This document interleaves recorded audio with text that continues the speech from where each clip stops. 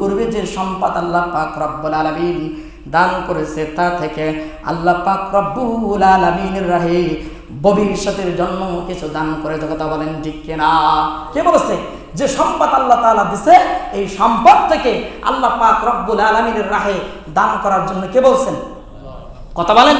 আল্লাহ পাক রব্বুল আলামিন বলেছেন।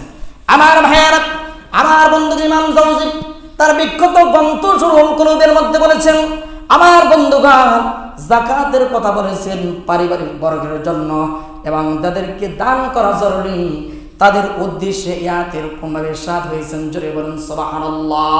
আল্লাহ রাব্বুল আলামিন বলেছেন, ওয়া মিম্মা রাযাকনাহুম ইনফিকুন। জোরে বলুন আল্লাহু আকবার। আমার ভাইরা, তাদেরকে দান করা জরুরি, তাদেরকে এরকম ভাবে দান করতে হবে, কথা বলেন ঠিক কিনা?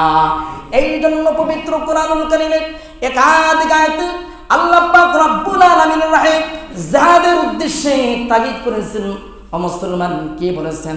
আল্লাহ পাক রব্বুল আলামিনের রাহে জিহাদের উদ্দেশ্যে দান করার জন্য আমার আল্লাহ পাক রব্বুল আলামিন তাগিদ করেছে। অথচ এবং পরকালীন চিরস্থায়ী জিন্দেগিতে আমার ভাইরা বিনিময় দান করা হবে, তা নিশ্চয়ই তা এরকম ভাবে বিধান করা হয়েছে। জোরে বলেন সুবহানাল্লাহ। যে সম্পদ থেকে আল্লাহ পাক রব্বুল আলামিনের রাস্তায় জিহাদের উদ্দেশ্যে দান করবে, তা পরকালীন জিন্দেগিতে আল্লাহ পাক রব্বুল আলামিন নিশ্চয়ই তা তাকে বিধান করবে। জোরে বলুন সুবহানাল্লাহ।